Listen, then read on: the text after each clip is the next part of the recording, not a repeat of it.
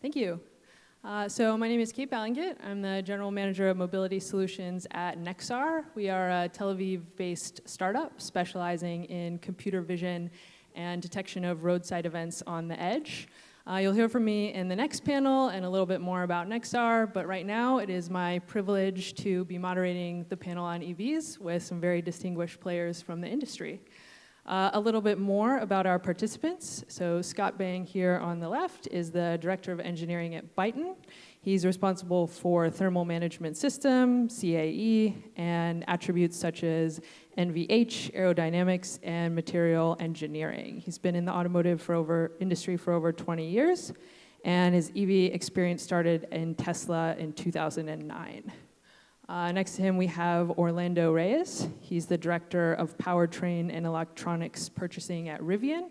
He has 18 years of supply chain experience at both established OEMs like Ford and startups like Tesla and now Rivian. So he's currently the Director of Powertrain and Electronics Purchasing. Next to him, we have Tony. So obviously, you just heard from Tony. He has been an active advocate and contributor to the EV industry for over 20 years now in executive management roles. And he is very passionate, obviously, about developing the next gen of electric powertrain. And then finally, we have Jonathan Woods. He's the purchasing manager in North America for Series EV. He also has extensive automotive experience, over 25 years working with OEMs such as Ford and GM, and he's currently been with Series for the last few years. Previously, he handled commodities such as wire harnesses, starters, and other electrical commodities, and he says that he left the comfort of working with big OEMs to work in the EV world due to the fascinating technology that EV startups have to offer. So I want to get started with a question about the EV market itself. In 2010, JD Power predicted a total of 5 million plug-in EV sales by 2020. Last year, there were only a total of 2.1 million deliveries of plug-in EV vehicles. There are some signs that the market is slowing. China, which used to be a huge growth engine, saw demand decline quite a bit last year, and Tesla sales fell 31% quarter over quarter in Q1. So how concerned are all of you that the market for EVs is not necessarily growing at the rate that analysts once predicted? And we can go from the left, starting with you, Scott. Thank you for the question. Well, that's a load of question. But I think we need to look at the market itself. Market have tendency to identify one technology and trying to get an answer for that new technology right away. I think we need to look at how hybrid vehicles became into our everyday life. Look at the growth of hybrid vehicles when they first launched. Nobody believed in it. But if you look at companies like Lexus, now they have not only an internal combustion engine, but hybrid vehicle in every model they sell. And the growth of electric vehicle, when you compare to the hybrid vehicles, how they penetrated our market, I think the electric vehicle has upper hand. I think it's just a matter of time. And I think it's just a matter of people's acceptance and the infrastructure that's going to follow.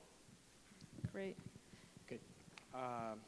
Thank you very much, first of all, for having me here, and thank you, Kotra. Short answer, not at all. Like Scott said, we're not trying to be all things to all people. You got to pick a niche and develop that niche. And I think that's what all of us here are doing and focusing on.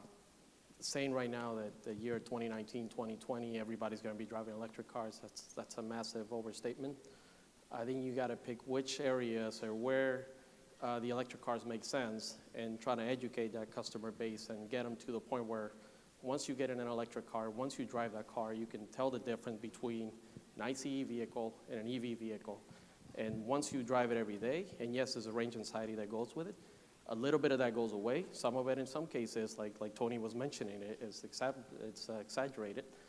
But overall, no, I don't think any of us here think that just because there was a dip in the sales or the Chinese market shrunk a little, we're not concerned at all on the viability of the EV market. Thank you. I fully agree with him. I think customer or potential EV user, they need to first they need to drive the vehicle, the electric vehicle. Then they will understand what's the experience to drive electric vehicle, and then they will love it. And so definitely we need a time to do this. And most people, they buy a vehicle just for daily use, so they will consider range and the cost of driving that. And so I believe EV is the future, and definitely including the fuel cell vehicle. But we need a time to educate users and let them to understand that EV could be a good vehicle for their daily use. It's not just rich people's toys. And so it takes time, but I do believe that EV is the future. Also, I want to mention to develop a new car is really very hard. And that's the reason I wish all the EV company can be very successful. And there's actually 3 phases. First is R&D, and to develop a new car, design a new car. But the second phase is harder, is manufacturing. So you need to put that car in mass production and also control the quality. That's even harder. And the most difficult part is the last one. And you need to build a brand. You need to have the sales distribution channel, and that's even harder. So it takes time, and especially when you go into mass production, and when you try to build a sales network and build your brand from scratch, is really difficult. So let's give them some time, and I believe the EV is the future. Yeah, thank you. Thank you, and thank you for Kotra for having us. Yes, the EV market will take off, but it will take time, and I agree with the other panelists. And the reason why it'll take time is because you have a situation where you have something new on the market, but you have a public that is unaware of the EV automobiles as they are not right now. So what we do have to do is educate the public, making sure that they are aware that not only the vehicles are exciting and fun to drive, but more exciting, more fun than actually a gas-powered engine. It just takes time, and there are a lot of EV companies out there with a lot of new technology. Our company in particular are looking for a lot of that new technology so we can put that into our vehicle to make it exciting and fun to drive. But it really is going to take a public awareness of what EV is all about. Now, I know some of you have heard of range anxiety. That's something that's extremely important. And I hear some people that have EV vehicles right now talk about, well, you know, I can't take a long trip with my electric vehicle. It's nice for small trips around the city and what have you, but the long trips are definitely an issue. Range anxiety is something that the public is well aware of, but we are aware of as well. So what we have to do is educate the public on the fact of the EV is the way of the future, and also come up with a new technology that extends range so we can get away from that fear. Okay, so basically EVs are not going away. They're going to grow. So second question about the EV market. It is obviously very hard to start a new car brand. My dad actually worked for DeLorean, so of Back to the Future fame. So I've heard firsthand how difficult it is to launch a new brand. On top of that, it's very hard to launch an EV brand over the last decade, looking at the experiences of people like Coda and Fisker. So the question is, as kind of new EV brands, what lessons have you taken from some of these failures in the past? And what are you doing right now to make sure that you guys don't suffer the same fate? So, actually, I'm curious, Orlando, I'd like to start with you from Rivian.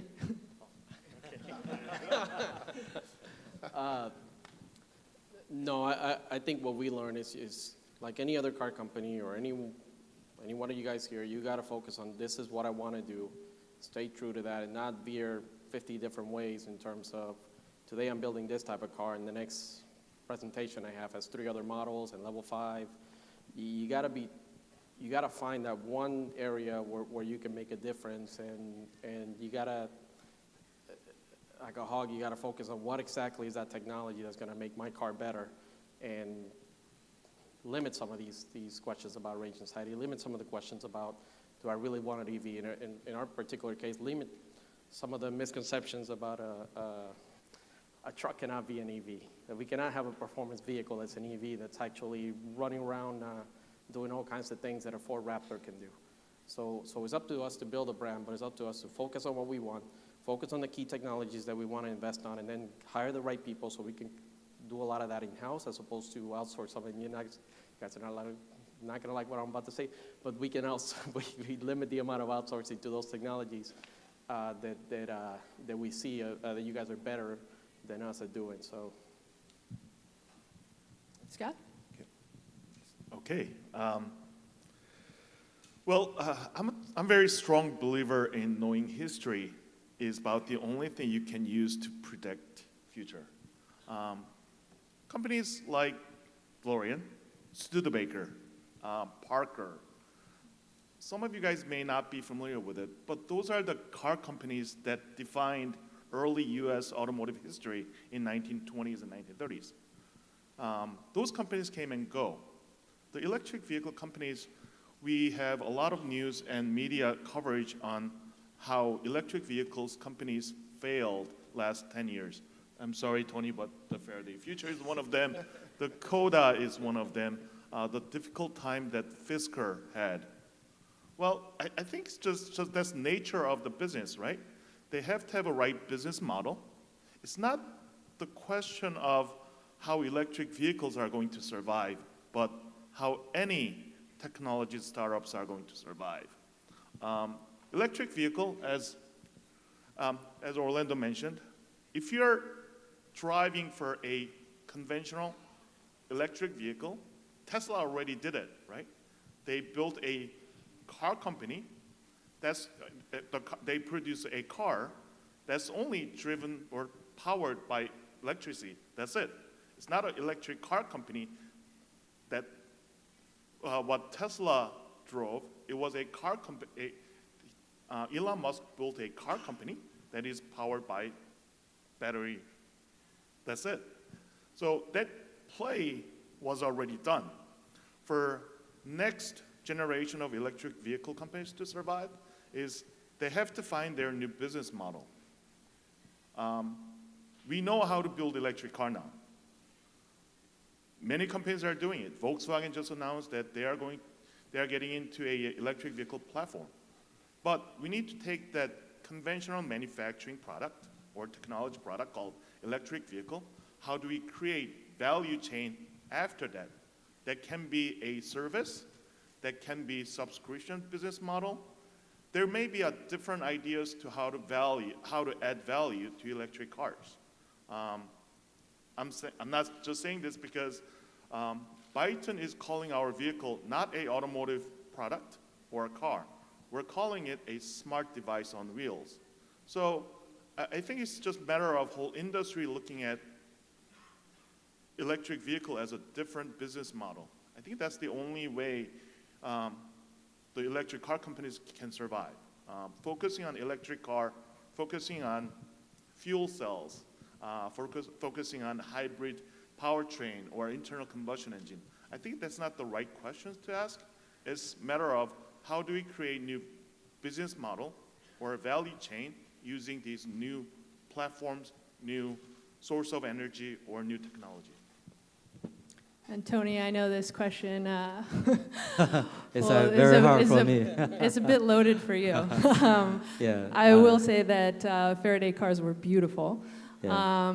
So you obviously, based on your experience of trying to launch an OEM brand, pivoted quite a bit. Do you want to talk about kind of the moment when you realized you had to make that change?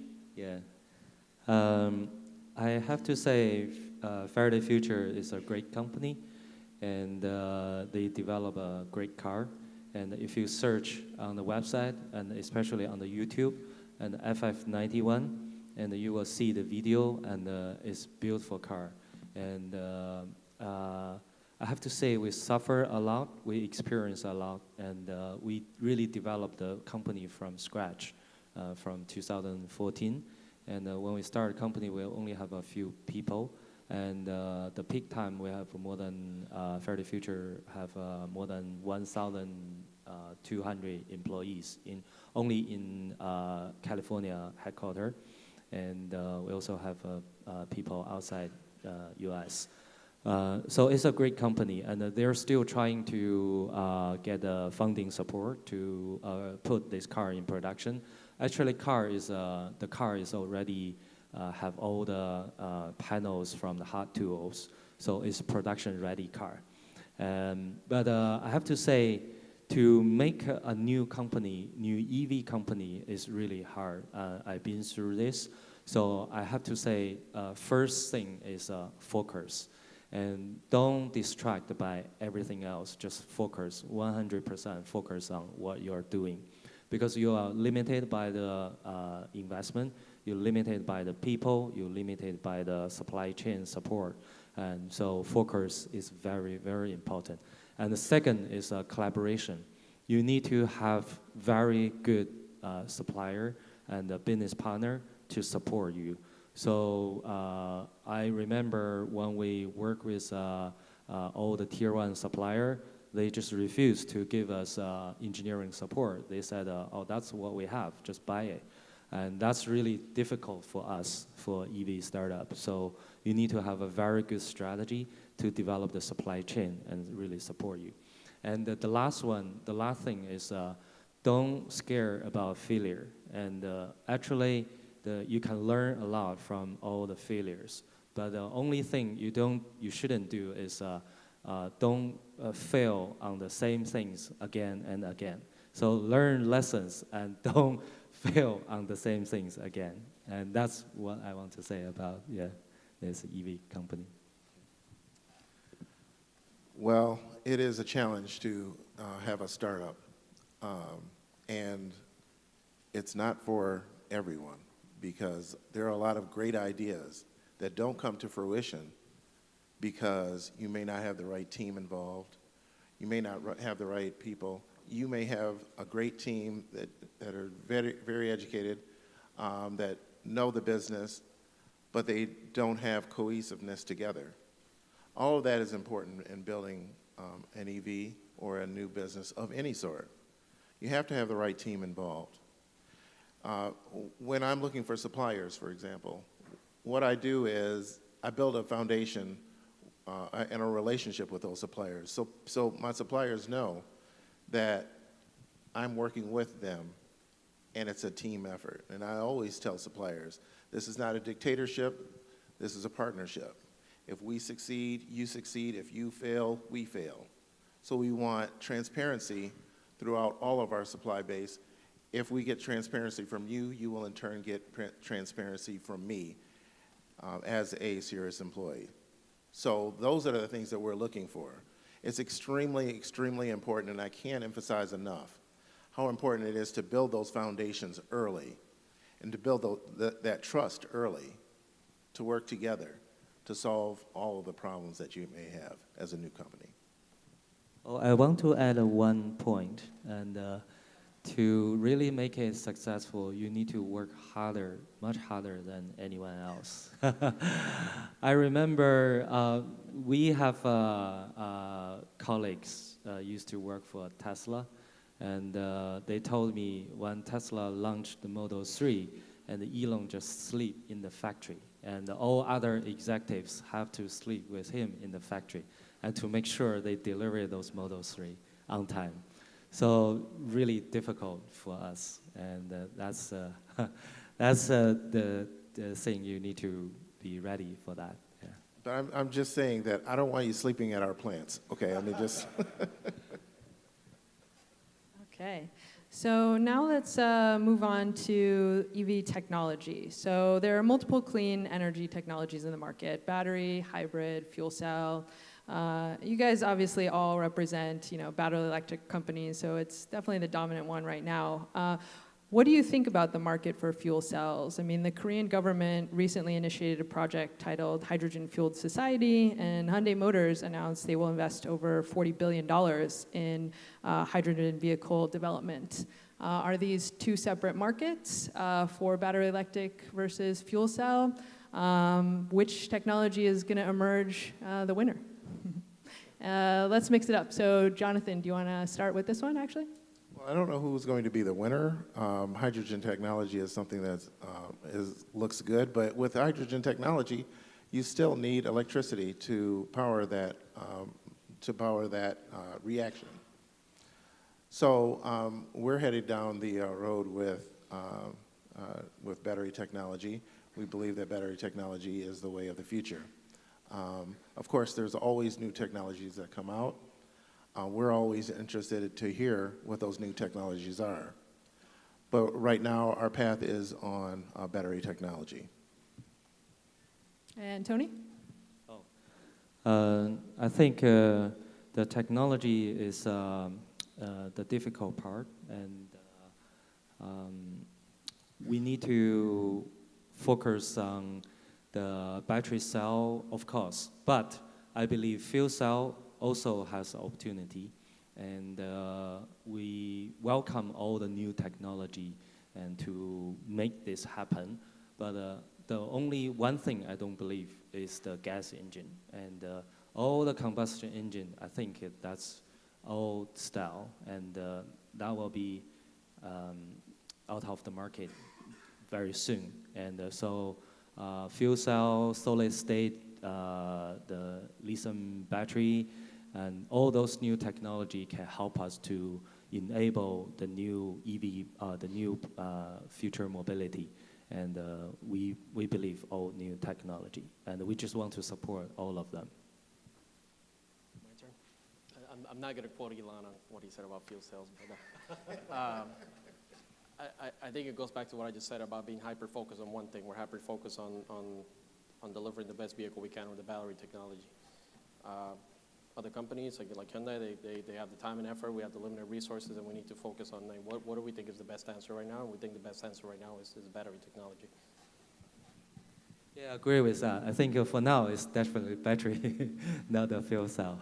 But fuel cell definitely have also the future as well. Was your question about which technology is going to win, or is it general assessment? General assessment, and also is the market separate, or are they both going after the same pie? So does anybody know when was the first hydrogen fuel cell cars were produced? Does anybody can answer this?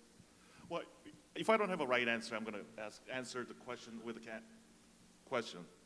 So 1950s, the GM actually used one of their large van to build a hydrogen fuel cell car. So hydrogen technology has been around a long time. And at the same time, electric vehicle, if you look at 1910, 1920, the electric cars were better performing, sold more than internal combustion engine, right? So that being said, is one technology better than another? It's a solution to a question, right? It's the answer to a question. It is all market-driven, I believe. And timing, as we are living today, the battery technology became very common and accessible in 1990s when lithium-ion battery was invented. So lithium-ion battery is only 20, 25-year-old technology that has a lot of a technology revolution, material evolution, that's going to improve battery technology in the future at the same time. But fuel cell, let's look at an energy balance. How much energy is required to break down water, combine water? Well, both battery electric car and hydrogen, it is a different source of energy that we are using to propel our vehicles. All comes down to how do we create energy, right? If answer is that we're going to create energy using fossil fuels, none of those two technologies are valid. But if we move into renewable energy, more environmental friendly energy creation method, both technology are valid. So to answer your question, no, you should not separate between those two. Is one better than another? Well, there is time for technology revolution, material revolution. All those revolutions that we're going to see in the future is going to become enabler of either technology. And automotive industry is big enough that it could have more than one powertrain solution. I think we can all survive, and we can be a big, happy family. I like that, a big, happy family. Okay, continuing with EV technology. So Waymo recently announced their plans to develop a wireless charging for their self-driving cars. How realistic is wireless charging for EV batteries? What are some of the key technical challenges, and what does a realistic time horizon for this technology look like? And I guess we can keep going. Let's start with Orlando. How realistic is it? It is out there already. It's been out there, yeah, for a while. We should tell you a lot about the adoption of it. And just to give you an example how difficult it is to basically do the wireless charging for the phone and how many people actually use the wireless charging for the phone, should give you a general idea of at least what my thoughts are regarding EV wireless charger. I see it as a overcomplicated system that the usage cases are really not there, and something that we shouldn't spend a lot of time trying to solve. I would rather spend a lot of time trying to solve how do we charge the vehicle quicker. How do we, get the most density out we can of the battery cell? Instead of, it seems like an activity that's fine for larger, more established companies, but not something that I don't think it brings the customer a ton of excitement, and the usage of it, I see it as more of a niche thing. Tony, your thoughts? I think future mobility is all about user experience. So wireless charging definitely can give you convenience, and you don't need to plug in and plug out. But the problem is, I fully agree with those two, and the power you can get from the wireless charging so far is not enough. And you need to put the car there for maybe day and night for at least more than 15 hours to fully charge your battery, or even longer, I think. Currently, the best wireless charging system is 7 kilowatt. I think that's the best. And Qualcomm is working on the 11 kilowatt, but it's not in the market now. Yeah. So it's definitely, I feel it brings the convenience, but the power is not enough. So if you can fast charging the battery pack, if you have technology, I think we should focus on that one first, then talk about the wireless charging. Yeah. Jonathan, do you have anything to add? Well, just that if there's a supplier out there that understands that and has an idea for wireless charging, please come see me. Because yeah, it would be the holy grail. It would be something that would be, fantastic. Is it pie in the sky? Well, right now it is. However, if you have some ideas, by all means, and if you have the solution for that, we want to see you. And Scott, do you have some history on wireless charging? Would you like to educate us on when this happened and where it's going? Qualcomm, right? Qualcomm has had that technology for a while. Qualcomm is not just a telecom or IT company, but Qualcomm had implemented, I think, wireless charging 6.6 about 10 years ago. So I don't think it's a technology question. I think it's an economy question. The technology is there. It's just a matter of how much OEMs or the consumers are willing to pay for it.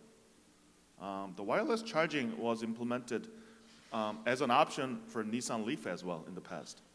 So, yeah, I don't think it's a technology question, but I think we should look at it as more of an economy question and how we can go into mass production and lower cost for consumers.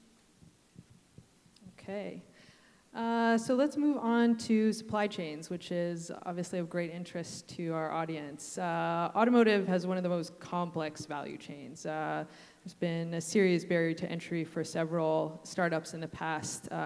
Jonathan, last night you were telling me about the challenges of placing an order for 50,000 parts and your supplier partner needing to retool a bunch of processes only to find that you only need 10,000 of those parts. So, how do EV startups begin to build up their supply chain of fuel cells, batteries, and other relevant parts? And how should suppliers think about working with EV startups versus the traditional OEMs that they've been working with to date? I'll take that. Yeah. So we were talking about supply chain and the amount of parts that are actually needed versus the parts that the company may say that they need. So supply and demand is extremely important. The example was that the OEM states that they need 50,000 units of this particular part. The supplier says, well, okay, if you need 50,000 units, that's fine. I'll employ, I'll tool up, I'll assign engineers to this product so we can get you 50,000 units. Well, at the end of the year, you've only ordered 10,000 units. That is an extremely, extremely difficult challenge. It's one challenge when I'm hiring someone that I always ask because I want to know if that person can be knowledgeable enough, not only knowledgeable enough, but intuitive enough to understand that that is an extremely, extremely difficult situation. Remember earlier I had said that transparency is the key, that transparency is extremely important. I'm not going to give a supplier a number that I don't think we can hit. That's unfair to the supplier, and that costs both the company and the supplier money in the end. It costs the OEM in the end because they may have to decrease the amount that they're receiving from that part. It costs the supplier in the end because they have, again, retooled and hired in order to meet those numbers. So you have to be very careful in the numbers that you state that you're going to get. Be honest as a company and be honest to your suppliers. Transparency is extremely important. So you want to be aware of the actual market and how many parts you will actually need. Do your research, do your homework. That's what we try to do in the business. Because without that, you can't have situations where you're asking suppliers to give you an astronomical amount of parts and only can deliver on very few. And Orlando, I know you experienced this firsthand at Tesla. Do you want to add anything? I'll keep it to, it's basically a twofold question, right? In terms of what are the differences is when you're dealing with the startups, there's the pressure of trying to get things done quickly. But there's also the reality that we're trying this for the first time. So there's a lot of changes. We ask for a lot of flexibility. We ask for different business models. We're basically trying to figure out, in terms of innovation, but also innovation of thinking how do I solve this issue? I cannot afford to have the same solution as Ford, GM, Chrysler, BMW. We need things that are faster. We need things that we may take a risk on in terms of getting on the vehicle. We also have to build a pretty good team that can identify what's worth going after and what's not worth going after. I do understand that when we show up, we're asking for a huge capital outlay, and that is always a sensitive subject because of what's happened before with some of the other EVs. But do understand that we do have more flexibility than your typical OEM in terms of how we manage all those questions. We also have more flexibility in terms of how we manage your legacy suppliers as opposed to NVIDIA. I wouldn't have the same conversation with NVIDIA in terms of how to structure contracts that I would with another supplier. And we have that knowledge because we have a work base that is not so much on your legacy automotive, but we have different people from different industry.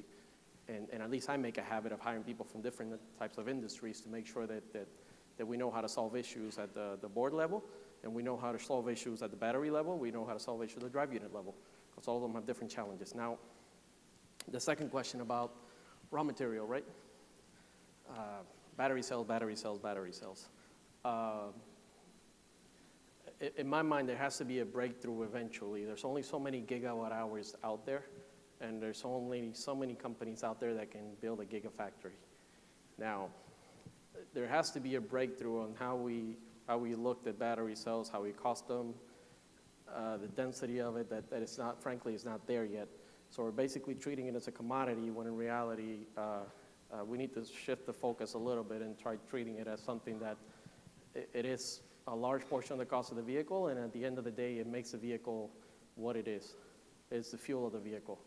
So we're trying to think of models of, all right, so how do we, with having limited volume and having limited sway, how do we get involved in that raw material chain for batteries? So how do we work with a partner that we can work together in terms of, all right, how do we secure, not only secure capacity, but make sure the cost of that capacity is not exorbitant. So it is the challenge that we deal with every day, is just how to get to it. That's what we're here for. Tony, do you have anything to add? Yeah, I think Orlando and Jonathan, they're definitely expert on supply chain. And, they know how to talk to a supplier. But let's see what's the trend of the whole industry. I think everyone knows Volkswagen introduced an MEB platform recently. And they even want to share this platform with other OEMs. This never happened before in auto industry. What this means, I think it means all the current key technology OEMs believe bring them the core competence. In the future, will never give them the same power to be ahead of others. And if you want to win the game, you need to focus on the user experience, which means the key technology for engine, for suspension, for all the mechanical parts in the past will become, in the future, will become commodity. What means commodity? Means people make in large volume and in standard size and standard format. And that's the reason I talk about the building block concept. And this is really the future. And I think many of you guys, they're your suppliers to the auto industry. So you care about volume. So if people and OEMs talk about the shared platform or shared building blocks, and then which means you can bring those components in large volume if you can make it. And so in the future, I believe OEMs will more focus on service, on the user experience. They will become a service company. And Ford already changed their name from Ford Motor to Ford Mobility, which means their strategy is different. They will focus on service and mobility service, which means all the key components now or in the past will not be the key components in the future. So you need to think about how the supply chain will be changed with this big trend. I deeply believe the common share, the technology or the hardware, the platform will be the future. And also, I want to mention this again. I fully agree with Danny. And the future, the car is really defined by software. All the hardware is defined by software. Yeah. Thanks. Scott, you're on a roll. Can you find a way to make a historical reference in an answer to this question? Actually, I'll give you one of my example. I see one of the companies that I started working in 2008, company called Uri. So in 2008 Model S, whole industry was so afraid of putting high voltage in the cabin, so your passenger compartment. I had this idea of, I'm going to design an electric heater and actually place that heater in the cabin. So all my colleagues who's working at SAE told me that I was going to get sued when something goes wrong. But I had this idea, I designed it, and then I started approaching suppliers. Nobody wanted to do it. It was actually me begging for their assistance to co-development.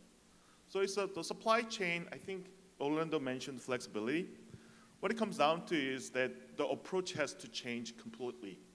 Traditionally, OEM, car maker is going to do a concept development, write a RFQ, the requirement for a quotation, give it to suppliers, and supplier puts together a quotation commercially, submit it, they evaluate it, and they select the suppliers. But with new startups where there is no established procedure, process, the whole supply chain selection process turned into a more or less of a co-development or a joint development, rather than a selecting a supplier. So the electric vehicle companies are looking for partners, not just the suppliers. I think that's covered between Jonathan and Orlando saying trust, partnership, and the flexibility. If I can add one more time, I know we're running out of time with the Worry example. It serves to take the risk at the beginning, because now a lot of the components they make right now, and we worked with them initially, now all these other suppliers are coming in, and it's just a commodity to them, where Worry is ahead of most of them because they took the risk. And now there's an air heater on a lot of these electric vehicles, and guess who's there with 5 years of know-how saying, yeah, here you go, we build this right now. It's Worry, and it's because they were willing to take the risk. So. But by the way, Orlando and I worked together at Tesla, and I was the engineering lead, and Orlando was a purchasing lead. Can I say just one more thing really quick, because I know she came up with the 5 minutes. I could barely read it because these eyes are kind of old. Now they came up with the 1 minute, 2 minutes ago. So, final closing statement. Okay, so transparency is extremely important, as I've said, and I can't beat that down enough. Sometimes suppliers will come in and say, well, I can give you this product X, for this really low amount, and then in 3 years you're going to raise the rate. That's not the way you do business. The way you do business is to analyze what the actual need is and price accordingly. Myself, that's what I want out of a supplier. I want a supplier that's going to be able to analyze what the market is, how much supply that they will need, how they'll make money, and believe me, I understand that SG&A and profit is a real thing. I understand that you are in business to make money. OEMs do understand that, and OEMs want to make money as well. Of course, I want the lowest price, the lowest price, but also I do understand that suppliers need to make money in order to stay in business. So it is definitely a partnership. How's that? Very nice. All right, well, thank you so much to all of the panelists. I'm sorry we didn't get to audience questions, but these guys will be here all day. You know what they look like, so please feel free to find them and pepper them with additional questions. Thank you so much. Yeah, thank you. If you can stay seated for maybe like 3 minutes tops, we'll open the floor to the audience and maybe take 1 or 2 questions. 저희 패널들에게 질문이 있으신 분들은 손을 들어주시면 저희가 마이크를 전달드리겠습니다. 한국어로 질문하시면 저희 패널이신 바이턴사의 스카우팡 엔지니어 디렉터께서 패널분들께 통역을 해주시겠습니다. 혹시 질문 있으실까요?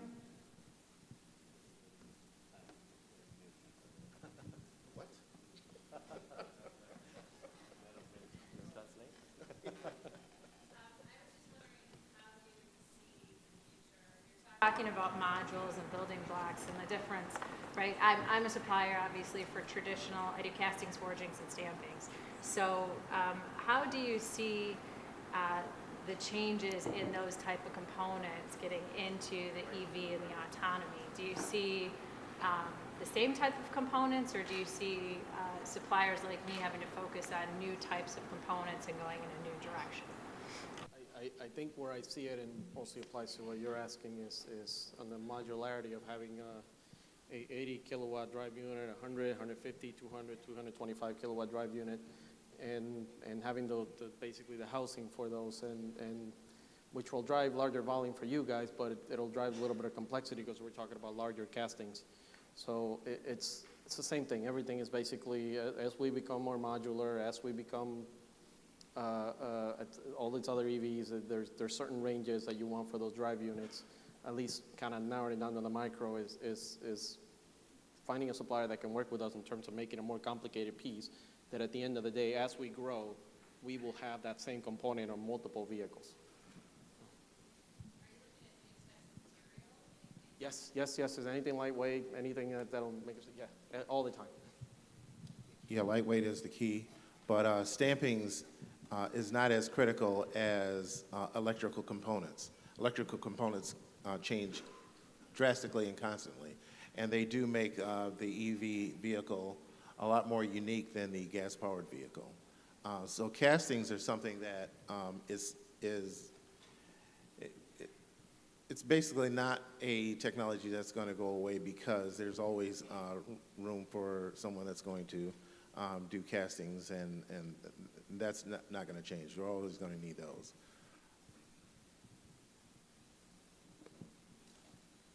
저희 질문 하나만 더 받겠습니다.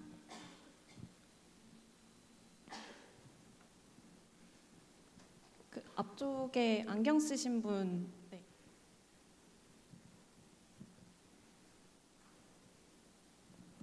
예, 한국말로 질문하겠습니다. 지금 그 말씀을 들어보니까 지금 이제 그 연료 전지하고 그다음에 배터리하고 그 전기차에 관련돼서 이제 여러 가지 말씀을 해주셨는데, 연료 전지는 모르겠는데 전기차 같은 경우에는 지금 전기 그 배터리에 대한 어떤 용량이라던가 파워가 굉장히 중요한데, 이게 만약에 전기가 그 배터리가 문제가 생겨가지고 그래가지고 자동차의 구동에 문제가 생겼다던가 아니면 일부 어떤 기능이 못했을 경우에, 그럴 경우에 혹시 그 백업 배터리에 대한 디맨드도 있는 건지, 그런 거 같은 거를 또 이렇게 별도로 이렇게 연구해가지고 그런 그 알고리즘이라던가 아니면 그런 하드웨어 쪽을 그 백업하는 그런 시스템도 이렇게 준비하고 계시는 그 업체들이 있는 건지에 대해서 궁금합니다. I guess I'm the designated translator. So his question is related to a failure of your main battery pack. If there's any backup battery pack or other technologies that are being developed. So it's a technology question. Should I answer that one? Or?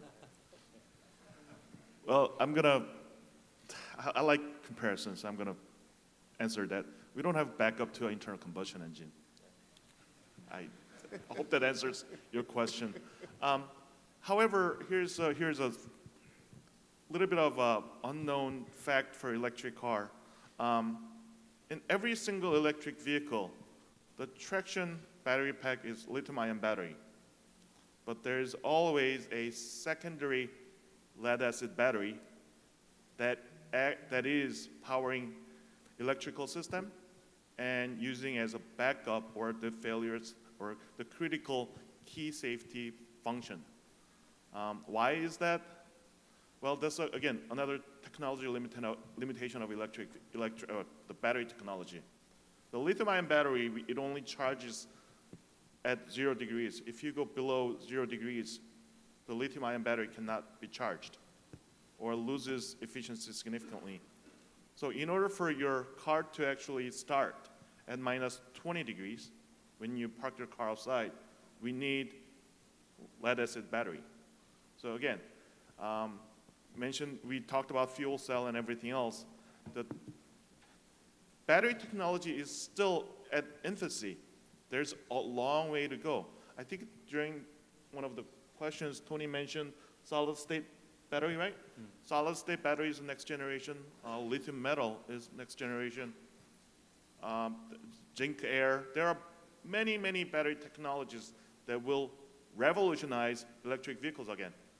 Will that come in next 2 years, 10 years?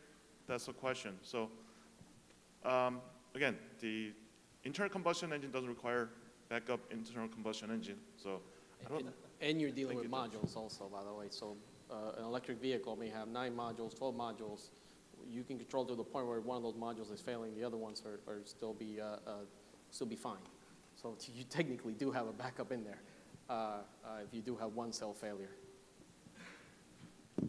And also, I think you need to have a very good technology and a manufacturing process on the battery cell first. And if you can make a very good, reliable, and safe battery cell, then you can use those battery cell to make a brick and module, then use those brick and module to make a pack. When you design a pack, you need to have, like I mentioned, a very good, robust thermal system. The thermal system will heat the battery pack in the cold temperature, and will also cool the battery pack when you fast charge the battery pack. So there's a lot of way to avoid the failure and to improve the quality, improve the safety, and improve the performance as well. And also the very good battery management system also can help you to bring the safety and the performance and also reduce the failure possibility. And in the future, maybe there will be AI function and to help to collect data and to analyze how you can use the battery pack and in which way you use the battery pack and can make it safe and make the battery pack last longer. I'm not sure if I answered the question. All right, thank you for your questions. If our panelists don't have anything to add to that, we'll end the Q&As here. Thank you.